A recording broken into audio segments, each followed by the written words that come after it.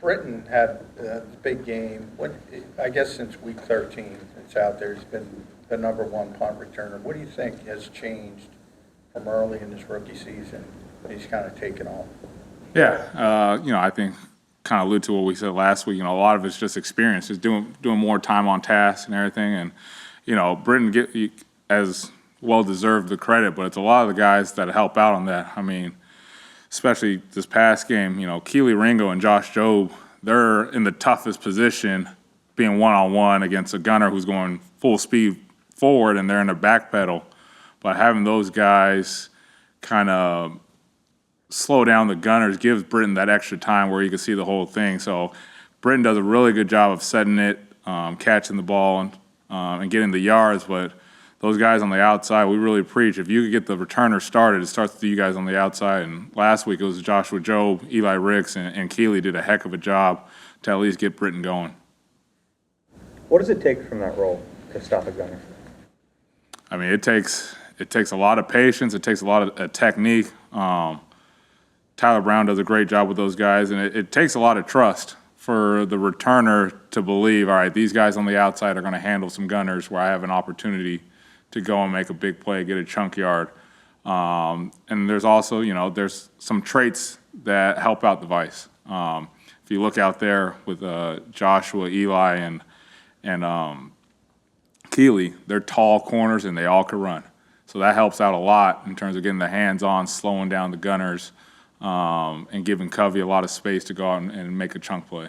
Jake made all his kicks, so I assume the process of holding between a new holder and Jake was seamless. Is that the case? And how was that process last week in preparing?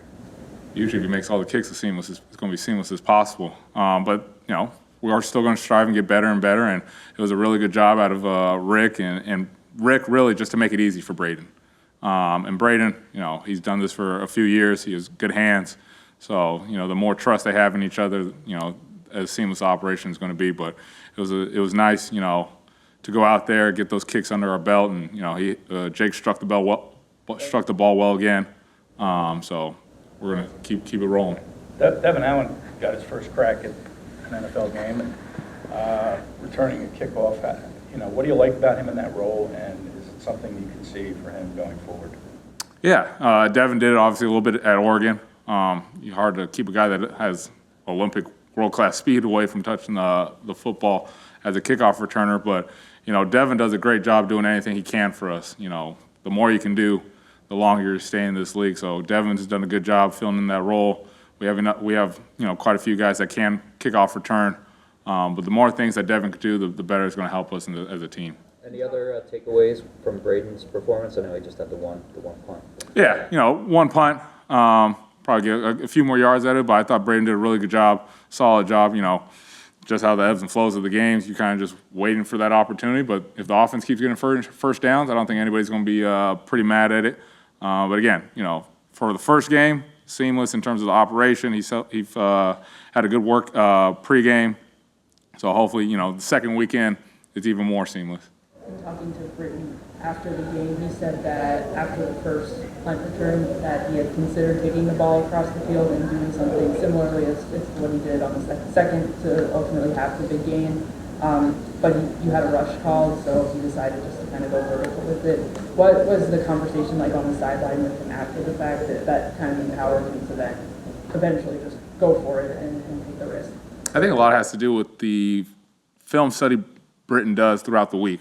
Obviously, last week we met for like an hour just watching all of his returns and just finding out the personnel that we're going against, how do they cover down the field.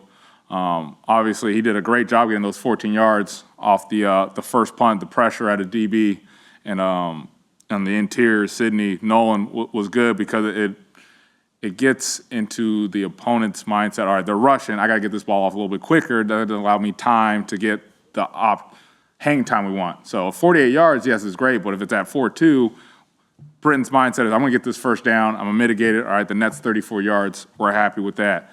Then the next punt, you see DB and Nolan have a little bit of a bull rush on their wings, and now I got to get that out. And again, the hang time's not great, but now I have a little bit more space with more yardage to actually stretch out the coverage unit, and it's tough for a coverage unit when a guy's running full speed sideways. You got to think, oh, I got to meet him sideways. But as soon as you turn your shoulders in a coverage phase, now you can't cross over and get square, whereas the returner now is squared up. He could get one cut and get going. So I thought Britton did a great job of stretching the coverage, then puncturing the coverage and getting up the field. And he ran through a tackle and, got to the sideline and did a heck of a job. So, it's just more of Britton's understanding of what the coverage unit's doing that week. And every coverage unit is different. So we go in, new game plan every week, say, hey, this is where we could probably attack them at, and, hopefully we keep this momentum going from the punt return standpoint. You mentioned that he's quirky in the meeting rooms. Obviously, we interact with him in the locker room. Behind the scenes, I guess, what makes him so quirky in those settings? Yeah, I mean, everybody's quirky in their own right. Everybody has their own little different things, but Britton's awesome. He's awesome to be around. The players love him. He's very, very funny guy. But he's just like everybody else. No personality is the same. I'm sure some people say I'm quirky in my own right. But having Britton around is outstanding. When you have a guy like Job who's playing a lot of reps on defense and on teams, how do you guys monitor? I mean, whether he's gassed, he's got to go back out there. You have a few guys playing, starting on offense and defense and playing reps on teams. How do you kind of keep track of that and make sure a guy's still got his legs? Yeah, it's just the conversation. We try to have as much as conversation throughout the game. Hey, how you feeling? Throughout practice, hey, can we get you on this one? It's just, I think the trust factor between ourselves as a coaching staff, the strength staff does a great job of getting these guys ready and prepared to play these games. And, it's really the players. The players go out there, and as tired as they want to be, they know that they're playing for each other. And that goes back to Coach Sirianni with all the connection and everything. So they know they have an opportunity to spring a big play or help the team out in any way. It's tough to talk a guy off not getting off the field. So it's more of the players, trusting one another, connecting with each other, and wanting to make a big play. But they do an outstanding job in the strength staff and, the treatment staff. Again, these guys ready and prepared to play a 60-minute game. So it's kudos to those guys behind the scenes that don't get it to have these guys ready to go regardless of how many plays they're playing. In Covey's case, he missed a good chunk of the summer, did not make 53. Did he have to show you something in those first 2-3 weeks for you to feel comfortable that he was who you thought he was? I don't know if he needed to show me something in the first 3 weeks, as in, you have a full season from last year, and, you get a good feeling off a guy. Like, you could trust him. He can be a chunk yardage guy, and, he's just kind of proven he knows what he is, and he tells you who he is. And I 100% trust him in that case, and I think he's just showing to everybody else that he is a very good returner in this league, not just a college returner. In college, he was outstanding. But he's just doing a great job of understanding his role on this team, taking 100% control of that role, and it really is the belief of the other 10 guys now, 18 back there, if we hold these guys up or there's a lot of yards in between the punt and the coverage unit, we can make a big play. And, it really kind of energizes everybody else.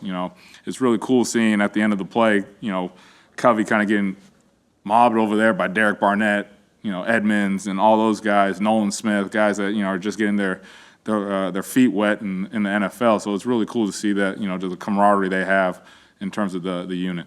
How much is that trust factor sort of improved as you go through and have more success with the returns? Britton said, early last year the offense was so good, it was about getting them that first down, just getting the football, giving it to the offense. How much is that trust factor improved to say you can have a longer leash, for lack of a better term? Yeah, I don't think there's the term, the longer leash and everything. I think, going back to just the experience, Covey now I think he has a better understanding of when those gunners are within 5 to 7 yards, they're pretty much within 2 to 3 yards because they're just so good in this league.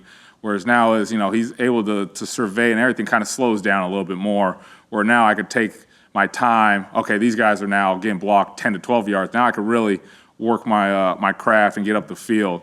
So, the trust is always going to get better the more you're around someone. I think that's just human nature. So the more times we were able to give Covey a nice pocket for him to catch and let him do his thing, and, it's we're going to keep using that as a benefit for us, but within the confines of doing what's right for the team.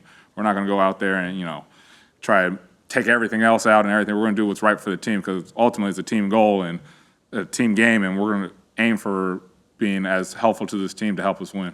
As a special teams guy and an Oregon guy, what was your reaction to that fake punt in that situation against Colorado?